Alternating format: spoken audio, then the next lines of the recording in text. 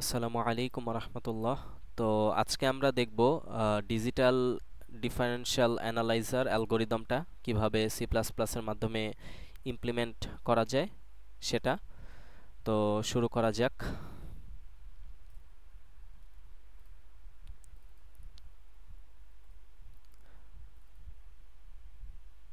আচ্ছা, প্রথমে আমরা একটু ম্যাথটা দেখে নিই, এই অ্যালগোরিদমের সাহায্যে কিভাবে আমরা ম্যাথটা করব। তো আমাদেরকে প্রথমত একটা স্টার্টিং পয়েন্ট দেয়া থাকবে আর একটা এন্ডিং পয়েন্ট দেওয়া থাকবে। আহ, তো এখন আমরা ডেল্টা এক্স আর ডেল্টা ওয়াই বের করব। তো ডেল এক্স বের করার ফর্মুলাটা হচ্ছে x two minus x one, এটা হচ্ছে এক্স ওয়ান আর এটা হচ্ছে কি এক্স টু। তাহলে এক্স টু থেকে এক্স ওয়ান মাইনাস করলে ফাইভ। এরপর আমরা একইভাবে ডেল ওয়াই বের করব, x y two minus y one এই ফর্মুলার মাধ্যমে। আচ্ছা, এরপর আমরা মানে চেক করব, আমাদের স্টেপ বের করতে হবে যে কয়টা স্টেপের মাধ্যমে আমরা এই পয়েন্ট থেকে এই পয়েন্টে মুভ করতে পারবো। তো সেটা বের করার জন্য আমাদের দেখতে হবে যে এই যে ডেল এক্স আর ডেল ওয়াই বের করলাম, তো এগুলোকে আবার আমরা মডুলো করব। ঠিক আছে, মডুলো করলে এরপর তো মানটা এটা যদি এটা এই ডেল এক্স অথবা ডেল ওয়াই এর মানটা কি অনেক সময় নেগেটিভও চলে আসতে পারে। ঠিক আছে, যেমন এখানে যদি পয়েন্ট নেগেটিভ মানে স্থানাঙ্কের যে মানগুলো আছে টু থ্রি, এগুলো মাইনাসেও হতে পারে। তো সেক্ষেত্রে ডেল এক্স ডেল ওয়াই এর মান মানে নেগেটিভও আসতে পারে। তো তখন এই কারণে আমরা এটা মডুলো করে নিব। তো মডুলো ডেল এক্স যদি less than modulo del y হয়, তাহলে দেখা যাচ্ছে যে এখানে ডেল ওয়াই মডুলো ডেল ওয়াইটা বড়, তাহলে আমাদের মডুলো ডেল ওয়াইটাই হবে কি আমাদের স্টেপ।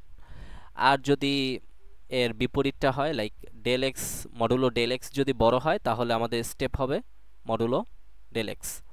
আচ্ছা, তো এখানে দেখা যাচ্ছে যে ডেল ওয়াইটা বড়, মডুলো ডেল ওয়াইটা বড় মডুলো ডেল এক্স এর থেকে, তো এই কারণে আমাদের স্টেপ হবে 11 মানে মডুলো ডেল ওয়াই।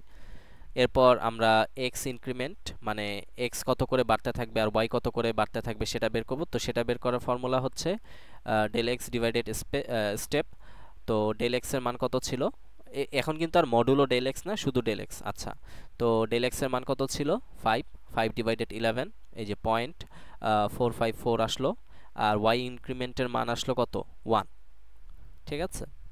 আচ্ছা, এখন আমাদেরকে মানে এক্স আর ওয়াই এর মান বাড়াতে হবে। এই যে এখান থেকে আমরা শুরু করব, স্টার্টিং পয়েন্ট থেকে আমাদের ইনক্রিমেন্ট কত করে ইনক্রিমেন্ট হবে সেটাও আমরা বের করে ফেললাম অলরেডি। এখন আমরা জাস্ট এই পয়েন্ট থেকে এই পয়েন্টে যাওয়ার চেষ্টা করব। তো আচ্ছা, তো এখানে এই যে এক্স ওয়াই এর মান এগুলো দেয়া আছে। তো এই যে এক্স এর মান প্রথমে ছিল টু, ওয়াই এর মান ছিল থ্রি। তো টু থ্রি। ঠিক আছে, এরপর আমি এই যে এক্স কত করে বাড়বে সেটা আমরা এর আগের ছবিটাতে দেখেছি, 0.454 করে বাড়বে। তো আমি 2 এর সাথে 0.454 যদি যোগ করি তাহলে আসে হচ্ছে 2.454। এরপর 3 এর সাথে যদি মানে ওয়াই আবার বাড়বে, ওয়াই ইনক্রিমেন্ট ছিল কত, এই যে ওয়াই ইনক্রিমেন্ট ছিল 1 আর এক্স ইনক্রিমেন্ট ছিল 0.454। তো ওয়াই এর মানগুলোকে এক করে বাড়বে, তাহলে 3 থেকে এক বাড়ালে কত হয়, 4 হয়ে যায়। এখন 24 আমি লিখে ফেললাম। আচ্ছা, এরপর আমার এক্স এর মান এখন কত হয়ে গিয়েছে, আচ্ছা এক্স এর মান এখানে কত ছিল, এখানে ছিল 2.454 আর ওয়াই এর মান ছিল 4। তো ওয়াই এর মান 4 আছে, 4ই লিখলাম, কিন্তু এখানে 2.454 কে আমি 2 লিখেছি। এটার কারণ হচ্ছে আমরা সবসময় আমাদের যে মানটা আসবে দশমিকে, ঠিক আছে, যদি দশমিকে আসে তাহলে আমরা কি করব, রাউন্ড করব। মানে এখানে দেখা যাচ্ছে 2.454, এটাকে যদি রাউন্ড করি তাহলে এটা 2 হবে।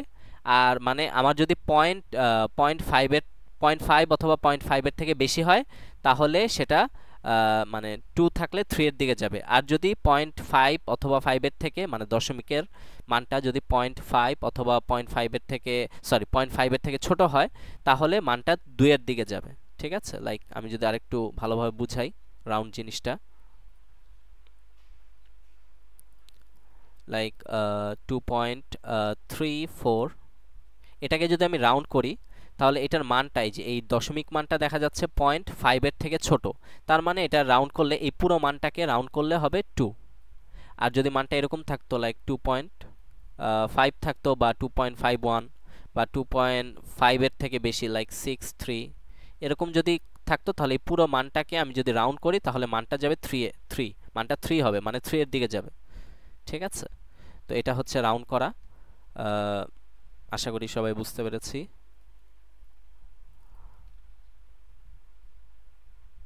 আচ্ছা, এখন তো আমি এরপর আমার মানে রাউন্ড করলে মানটা আসে কত, 24। এরপর আমি আবার এই যে আমার যে এই মানটা যা ছিল এটার সাথে আবার 0.454 যোগ করলাম, তাহলে মানটা আসলো কত, 2.908। এই যে এখন এটাকে যদি রাউন্ড করি তাহলে কি হবে, 3 হবে, কারণ এই যে এটার যে দশমিক পার্টটা এটা কি 0.5 এর থেকে বেশি, মানে 0.4 এর থেকে বেশি বা 0.5 অথবা 5 এর থেকে বেশি আর কি, এই কারণে 3 এর দিকে গিয়েছে। তো এভাবে জাস্ট আমরা আমাদের যে মানগুলো আসতে থাকবে সেগুলোর সাথে জাস্ট আমাদের ওই যে এক্স ইনক্রিমেন্ট যেটা বের করেছিলাম সেটা যোগ করব, আর ওয়াই এর ক্ষেত্রে ওয়াই ইনক্রিমেন্টটা যোগ করতে থাকবো, মানে এক করে যোগ করতে থাকবো। আর এই ক্ষেত্রে যোগ করব হচ্ছে 0.454। এভাবে যোগ করতে থাকলে আমার প্রত্যেকবার একটা মান আসতে থাকবে। ঠিক আছে, আর আমরা তো এর আগের ছবিটাতে দেখেছি যে আমাদের স্টেপ সংখ্যা কয়টা হবে, এই যে স্টেপ হবে 11টা।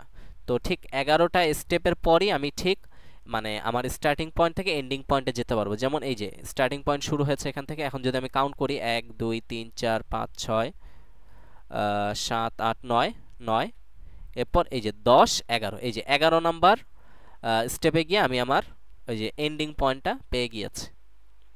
ঠিক আছে, তো এটাই ছিল হচ্ছে ডিডিএ অ্যালগোরিদম। তো আশা করি সবাই বুঝতে পারবো ইনশাল্লাহ। এখন আমি তাহলে ইমপ্লিমেন্টেশনে যাই। আচ্ছা, তাহলে প্রথমে আমাকে একটা স্টার্টিং পয়েন্ট দেয়া থাকবে আর এন্ডিং পয়েন্ট দেয়া থাকবে। তো ওকে, আমি ছবিটা আরেকবার বের করি। 2 3 আর 7 14। তো আমি এখানে কমেন্ট করে একটু লিখে রাখি,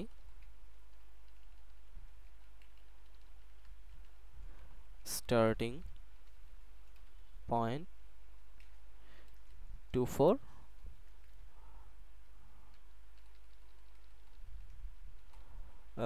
এন্ডিং পয়েন্ট 7 14 ছিল মেবি।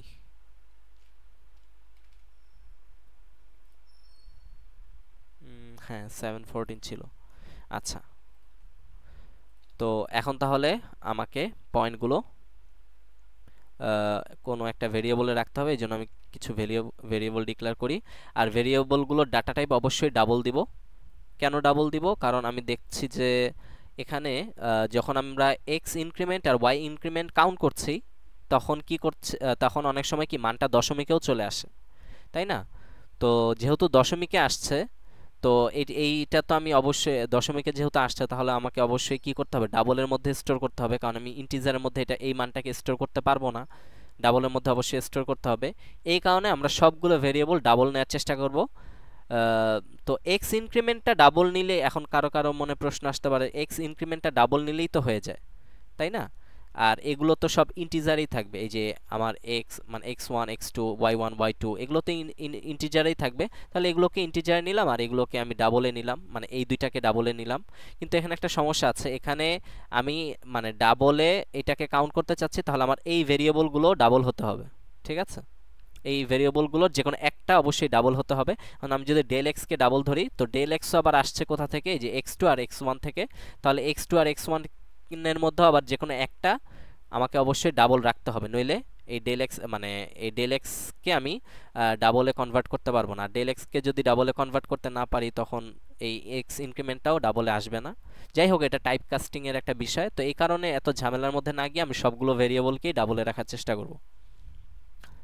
তো x1 কমা x2 কমা y1 কমা y2, আমি চারটা ভেরিয়েবল নিলাম। এখন এগুলোকে ইনপুট নেই, x1 আর y1 কে আগে ইনপুট নিলাম, এরপর x2 y2 কে ইনপুট নিলাম। আচ্ছা, ইনপুট নেওয়া শেষ। এখন আমাকে যেটা করতে হবে, আমাকে ডেল x বের করতে হবে আর ডেল y বের করতে হবে। তাহলে আমি একটা ভেরিয়েবল নিলাম dx, যে যার মধ্যে আমি ডেল এক্সকে স্টোর করব। তো ডেল এক্সের সূত্র কি x2 মাইনাস x1। একইভাবে আমি ডেল ওয়াই নিলাম, ঠিক আছে, ডেল ওয়াই এর ফর্মুলা কি y2 মাইনাস y1। এখন আমার ডেল এক্স আর ডেল ওয়াই অলরেডি বের হয়ে গিয়েছে। এখন আমি আমার স্টেপটা বের করার চেষ্টা করব। তো ইফ যদি এবিএস, আচ্ছা এবিএস একটা ফাংশন, এটাও একটু দেখিয়ে দিই। এবিএস একটা মানে এটার ফুল ফর্ম হচ্ছে অ্যাবসলিউট। তো এই ফাংশনটা মূলত এই মডুলো অপারেটর মডুলোর মতো কাজ করে আর কি। লাইক আমার এই ফাংশনের ভিতরে কোনো যদি নেগেটিভ ভ্যালু থাকে তাহলে সেটাকে ও পজিটিভ করে দিবে, মডুলোর মতো কাজ করবে আর কি। আচ্ছা, মডুলো বা মডুলাস। আচ্ছা, তো এবিএস ডেল এক্স যদি বড় হয় এবিএস ডেল ওয়াই, সরি, তাহলে যেহেতু এইটা বলো মানে ডেল এক্স বড়, তার মানে এইটাই হবে আমার স্টেপ। আচ্ছা, স্টেপটাও তাহলে ইউজার থেকে ইনপুট নিয়ে নিই। এখানে স্টেপ, ঠিক আছে, স্টেপটাও ইনপুট নিয়ে নিলাম। এখন জাস্ট আমি স্টেপের মধ্যে কি করব, যেহেতু আমার এই কন্ডিশন অনুসারে ডেল এক্স বড়, তাহলে আমি ডেল এক্সকে এটার মধ্যে স্টোর করব। স্টোর করলাম। এলস আমি স্টেপের মধ্যে কি মানে এই কন্ডিশনটা যদি ফুলফিল না হয় তাহলে এলসে যাবে। তার মানে কি আসলে ডেল ওয়াই বড় বা ডেল ওয়াই আর ডেল এক্স দুইটাই সমান, তো সেই ক্ষেত্রে একটা নিলেই হলো। তো আমি ডেল ওয়াই নিলাম। আচ্ছা, সরি, এটা মনে হয় এবিএস, হ্যাঁ,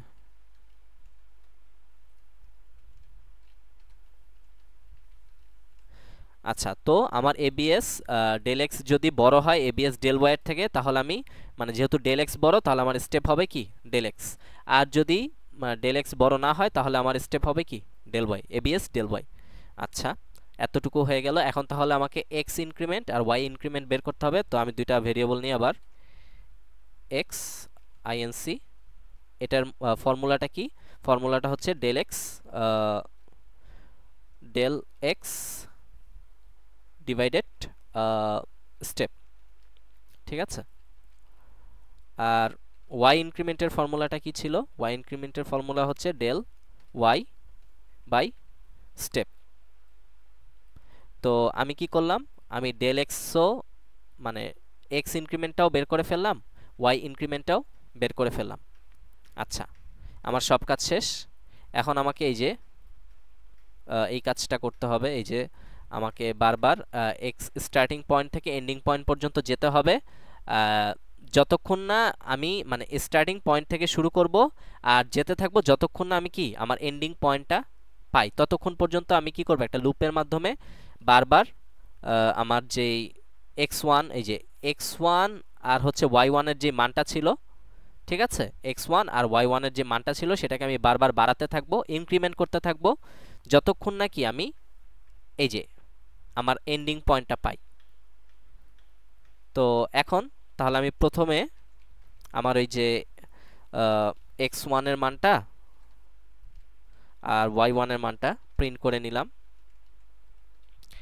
আচ্ছা, প্রিন্ট করে নিলাম। এখন আমি একটা হোয়াইল লুপ চালাবো।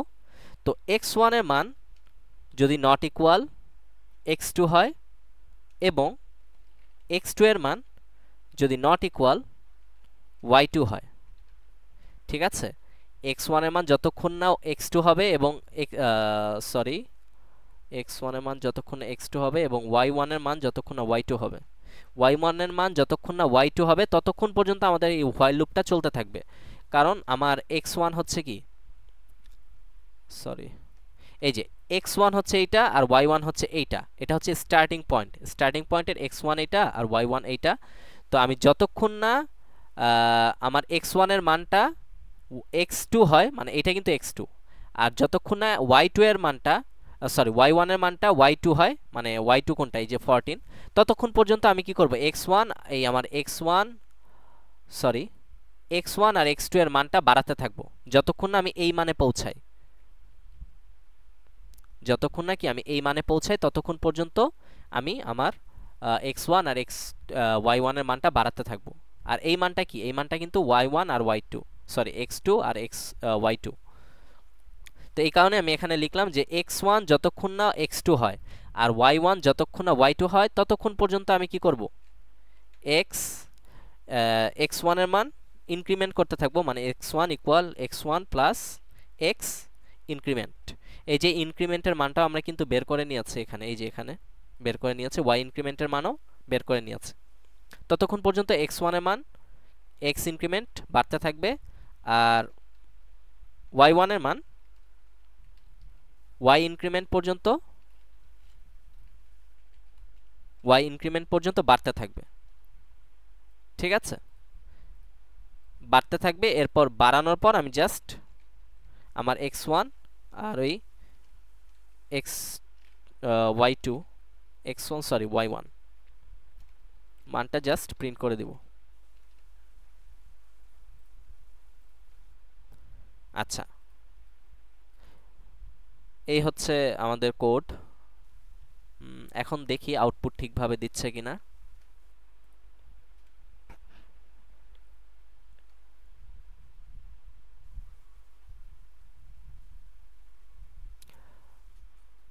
এখানে এরর দেখাচ্ছে কেন? আচ্ছা, এখানে এটা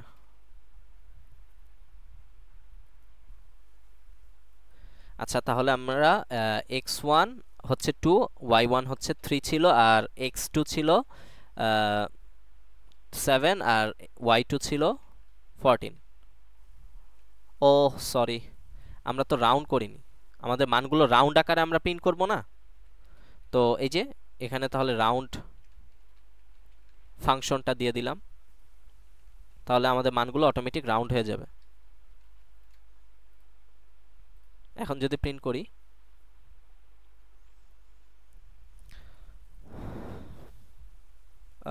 2 3 7 14। এখন আমি যদি একটু আমার এই মানগুলো দিয়ে চেক করি, আচ্ছা তাহলে দেখো প্রথমে মানটা কত ছিল 2 3, ঠিক আছে, এই যে 2 3 2 3, তারপর মানটা কত ছিল 2 4, এই যে 2 4, এরপর 3 5 3 5 3 6 3 6 4 7 4 7, মান পারফেক্টলি আসছে। এবার শেষে এই যে 7 14 প্রিন্ট হয়েছে, পারফেক্টলি প্রিন্ট হচ্ছে। তো এই হচ্ছে আমাদের মানে ডিডিএ অ্যালগরিদমের ইমপ্লিমেন্টেশন। তো আমি যদি আরেকবার কোডটা রিভিউ করি, তো প্রথমে আমি কি করব, x1 x2 y1 y2 variable declare করব, এরপর x1 y1 আর x2 y2 ইনপুট নিলাম ইউজার থেকে, এরপর আমি del x বের করব আর del y বের করব, এরপর আমি স্টেপ নামে একটা ভেরিয়েবল ডিক্লেয়ার করব, এরপর স্টেপ বের করব। তো abs ফাংশনটা কি করে, এই যে মানে del x আর del y এর মানগুলোকে পজিটিভ করে দিবে মডুলাসের মাধ্যমে। এটা মূলত এই ফাংশনটা মূলত মডুলাস ফাংশন, ঠিক আছে। তো মানটা যদি নেগেটিভ থাকে তাহলে সেই মানটাকে পজিটিভ করে দেবে, কারণ আমাদের স্টেপ কখনোই নেগেটিভ মান হবে না, স্টেপ অলওয়েজ পজিটিভ হবে।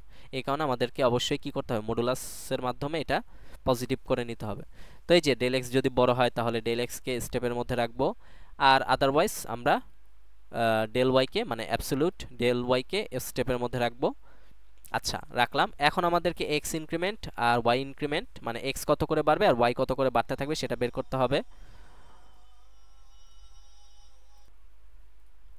আচ্ছা, তো এখন আমাদেরকে x ইনক্রিমেন্ট আর y ইনক্রিমেন্ট বের করতে হবে, মানে x কত করে বাড়বে আর y কত করে বাড়বে। তো সেটার ফর্মুলা হচ্ছে del x ডিভাইডেড স্টেপ, আর y ইনক্রিমেন্টের জন্য del y ডিভাইডেড স্টেপ।